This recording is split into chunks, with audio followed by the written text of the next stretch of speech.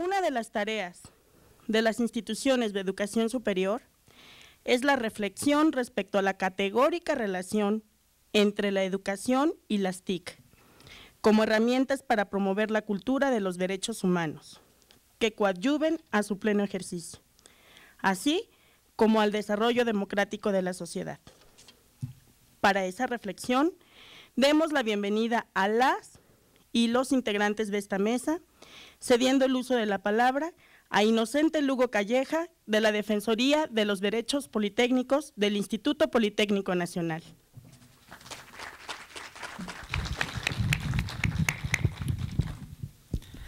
Muy buenas tardes a todas y todos. A fin de dar continuidad a las actividades previstas en el programa del Cuarto Foro Internacional Derechos Humanos y Tecnologías de la Información y la Comunicación, tengo el agrado de compartir con ustedes la conferencia titulada La educación y las TICs como herramientas para favorecer el goce, ejercicio y defensa de los derechos humanos, la importancia de su vinculación, cuya finalidad es reflexionar y determinar el por qué es importante relacionar la educación y las TIC como medios para promover la cultura de los derechos humanos que permita su satisfacción, así como el desarrollo democrático de la sociedad. ¿Quién es nuestra distinguida conferencista? Carmen Enedina Rodríguez Armenta, aquí a mi lado. Es ingeniera en computación y maestra en administración por la Universidad de Guadalajara. Su tesis de maestría obtiene el primer lugar en la Canaco en el área de Economía y Negocios Internacionales. Actualmente, candidata a doctora por el programa de doctorado de la Sociedad del Conocimiento en la Universidad Abierta de Cataluña. Es profesora de tiempo completo y con reconocimiento de perfil PROMET en el CUSEA de la Universidad de Guadalajara. Desde 1998 ha fungido en diversos cargos directivos, entre ellos coordinadora de tecnologías para el aprendizaje del CUSEA, directora del Centro de Cómputo de Alto Rendimiento, CENCAR, directora de tecnologías del Sistema de Universidad Virtual. En el ámbito nacional ha destacado por ser asesora del Senado de la República en diversos trabajos de la Comisión de Radio, Televisión y Cinematografía. Apoyo en el Grupo Plural para la revisión de la legislación en materia de telecomunicaciones y radiodifusión de la actual legislatura. Evaluadora de diversos proyectos científicos presentados por las universidades para las convocatorias del Comité de Desarrollo de Aplicaciones Avanzadas de Internet 2 en México, CUDI-CONACYT. Miembro del Comité Técnico del Portal de las Américas de la OEA, Organización de los Estados Americanos. Directora de más de 20 tesis de licenciatura y posgrado, además de participar en el diseño de diversos programas educativos y conferenciante en más de 50 congresos de carácter nacional e internacional. Presidenta nacional del Comité de Aplicaciones y Asignación de Fondos de la Corporación Universitaria para el Desarrollo de Internet 2, AC, CUDI en México 2006-2008. Coordinadora de la Red de Evaluación y Desarrollo Institucional de la Región Centro-Occidente de la Asociación Nacional de Universidades e Instituciones de Educación Superior, AC, ANUIS, 2008-2010. En febrero de 2011 fue aceptada como miembro de la Academia Mexicana de Informática. Actualmente, Coordinadora General de Planeación y Desarrollo Institucional de la Universidad de Guadalajara. El día de hoy también nos acompaña el doctor José Antonio Castillo Medina, quien fungirá como relator de esta actividad, por cierto, esta mano izquierda. Esta actividad se desarrollará de la siguiente manera.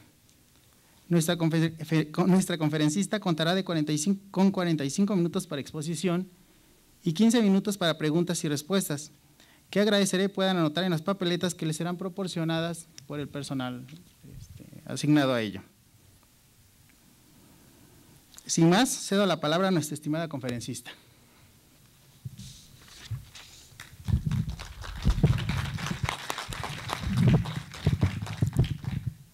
Bien, muchas gracias, muy buenas tardes.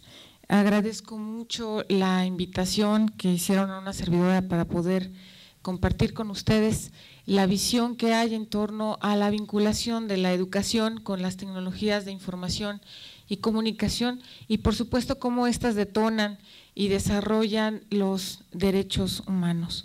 En este sentido, bueno, me gustaría comentar un poco, deje nada más acomodo aquí este micro. Bien, El porcentaje de los miembros de la OCDE que su población ha alcanzado la educación superior por grupos de edad se encuentra representado en esta gráfica. Podemos indicar, como siempre, nuestro país no se encuentra en los lugares más privilegiados. Es por ello que este comparativo que hacemos siempre con los países que se encuentran como potencial de todas las naciones es fundamental para saber si tenemos o vamos por una brecha o si vamos por el camino adecuado en torno a los procesos de educación. No solamente es importante conocer el porcentaje de la población en materia educativa, sino también identificar precisamente qué porcentaje de la población ha alcanzado por grupos de edad esta circunstancia, de manera tal que podemos ver cómo hay países donde los grupos de edad de los 55 años, de los 55 a los 65 años, tienen una cercanía con los grupos jóvenes, como es precisamente el promedio de la OCDE, como es Suiza, como es Francia, por ejemplo, y vemos cómo en nuestros países o en los países como lo es México, por ejemplo, nuestro porcentaje se encuentra en franca diferencia. Dejen nada más acercarme un poco más al apuntador. En este sentido, podemos ver cómo la distribución de los admitidos en programas de educación superior por áreas de conocimiento, generalmente en el mundo existen más estudiantes de las ciencias sociales, negocios y leyes, ¿sí? Y en México, por supuesto, no es la excepción. Aunque hay países que tienen como Eslovenia, Israel y Corea, por ejemplo, Finlandia, donde las áreas de las ingenierías y de las ciencias exactas tienen un papel preponderante dentro del desarrollo de la nación. De acuerdo con esta gráfica, también podemos identificar las tasas de graduación que existen en el 2009 en educación superior por género, de manera tal que podemos identificar cómo en Japón, por ejemplo, o en Estados Unidos hay una cantidad, bueno, sobre todo en Japón, hay una cantidad mayor de graduados varones que de las mujeres, ¿sí? Y aquí podemos identificar cómo es ese proceso que se vive en la parte del derecho y de equidad que deben de tener los países en el resto del mundo. También se vive en Turquía por obvias razones. Vemos cómo en México hay más mujeres que se encuentran estudiando o que son graduadas de educación superior, aunque en la práctica la mayoría de ellas, ya cuando están ejerciendo su profesión, muchas se quedan en casa precisamente porque coincide con esos años en los de desarrollo también de la familia. Afortunadamente cada vez esto se vive menos y hay más mujeres que se encuentran también ejerciendo la profesión. Este es un gasto anual por alumnos en instituciones educativas de todos los servicios y podemos ver cómo este es el promedio que la OCDE le invierte a educación superior y México, por supuesto, dista mucho de ese porcentaje en el gasto anual por alumno que la OCDE requiere. Vemos como a países como Canadá, por ejemplo, Japón, a Noruega, Suiza, no se diga Estados Unidos, Dinamarca, pues tienen un apoyo importante para esta parte de educación superior porque reconocen dentro de sus políticas públicas como países a la educación como un factor determinante para el desarrollo de las propias naciones. Y eso se ve aquí, se ve precisamente en cuánto le estás invirtiendo a la educación para poder desarrollar a el país correspondiente. Estas son las tasas de ingreso en educación superior en los impactos de jóvenes internacionales. Vemos cómo Australia, Nueva Zelanda, Suecia, el Reino Unido, etcétera, tienen un porcentaje muy importante de estudiantes que se encuentran en este proceso de intercambio y de movilidad internacional. Y bueno, no obsta mencionar que vivimos ahora en una gran orbe, en esta sociedad del conocimiento, donde ya nuestros estudiantes ya no solamente compiten con los propios estudiantes de las instituciones del país, sino que ellos tienen que también tener capacidades y desarrollar habilidades para enfrentarse con este concierto multinacional. Y bueno, vemos aquí cómo México tiene un porcentaje muy pequeño de estudiantes mexicanos que van a desarrollar esta movilidad internacional, y aquí es un área que debemos apuntalar para podernos empezar a competir, o para poder empezar también a convivir con estas nuevas modalidades a nivel mundial, ¿no? Bien, este es el porcentaje de población de 15 a 19 años, son chicos que están en educación media superior, que no estudian, ¿sí? Y que no están empleados, es decir, que no están en la fuerza laboral, es decir, son los famosos ninis. Podemos ver el porcentaje importante de Brasil, de México, ¿sí? Turquía, Israel y México son los que tienen un porcentaje mayor de estos chicos, que son un cultivo propicio para todos estos elementos o bandas delictivas, al no encontrar espacio en la parte de la educación, y además al no tener un aula o no tener una perspectiva de futuro a través de un trabajo, pues precisamente vemos cómo nos encontramos aquí en este concierto internacional y miembros de la OCDE. Es muy bueno siempre compararse en la OCDE, porque bueno, podemos ver las tendencias y podemos identificar hacia dónde debemos de tender ciertas estrategias, siempre y cuando así se decida. De manera tal que para nosotros es importante mencionar que nosotros no solamente, como país, no solamente debemos de tener una meta en nuestro plan de desarrollo nacional, como es la cobertura al 30% en educación superior, sino también hacerlo con calidad. En ese sentido de la calidad, podemos ver cómo las universidades han tenido que ingresar a estos programas de mejoramiento al profesorado, a algunos programas de calidad que nos exigen ahora como docentes para poder sentirnos y para poder identificar que estamos haciendo las actividades de docencia con calidad. Y es una parte que teníamos en el año 2007, lo que está en amarillo esta parte es la media, pero la parte que tenemos aquí en amarillo es cómo estaban las instituciones en el año 2007. Por ejemplo, la Universidad de Baja California tenía el 35% de profesores en el 2002 con perfil PROMEP, y ahora ha llegado casi a un 90% de profesores con perfil PROMEP. Solamente las universidades públicas estatales y las universidades públicas con apoyo y solidario. No entra en estas estadísticas el Instituto Politécnico Nacional, dado que ustedes tienen un esquema de financiamiento diferente. Los estados no hay una aportación de los estados, sino que directamente todo el financiamiento del instituto tiene que ver con la aportación federal. En este sentido, bueno, ustedes tienen números que son francamente envidiables para las universidades públicas de los estados en cuestión de la capacitación que hay con los profesores. Claro que hay muchas cosas todavía que podemos o que tenemos que hacer como docentes, ¿no?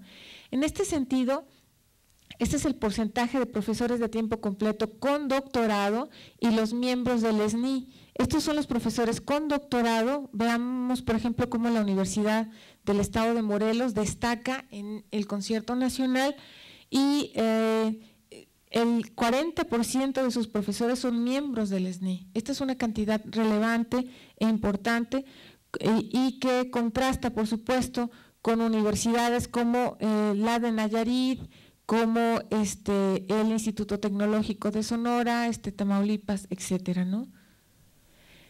A todas las universidades nos han metido en esta dinámica de la calidad, Y en esta dinámica de la calidad también implica cómo en el 2002 estaban nuestras instituciones en cuestión de capacidad académica, ¿sí? Es decir, estas acreditaciones y evaluaciones que debemos de tener de los programas educativos.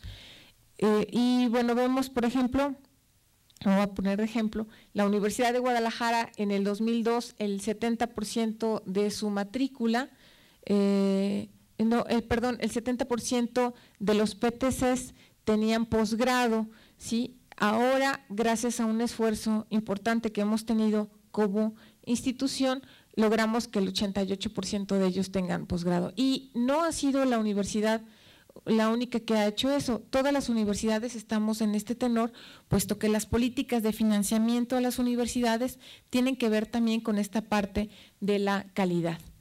En ese mismo sentido, la capacidad académica, la población de PTCs con doctorado, vemos cómo ha tenido un crecimiento importante, ¿sí?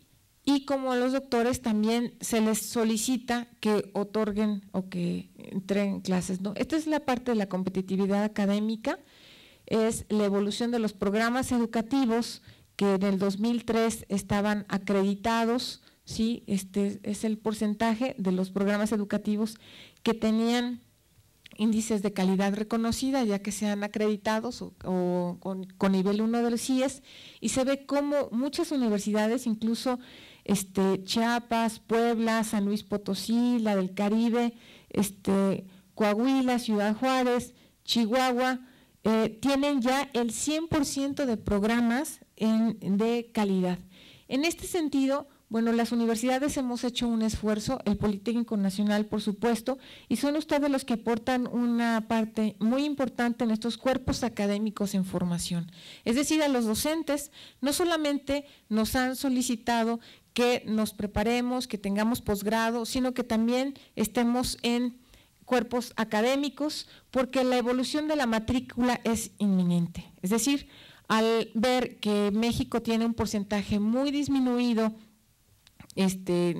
apenas estamos llegando al 30% cuando de estudiantes en educación superior, cuando en Chile, por ejemplo, tienen cerca del 50%, pues entonces evidentemente esta es una parte que se está como país teniendo el reto.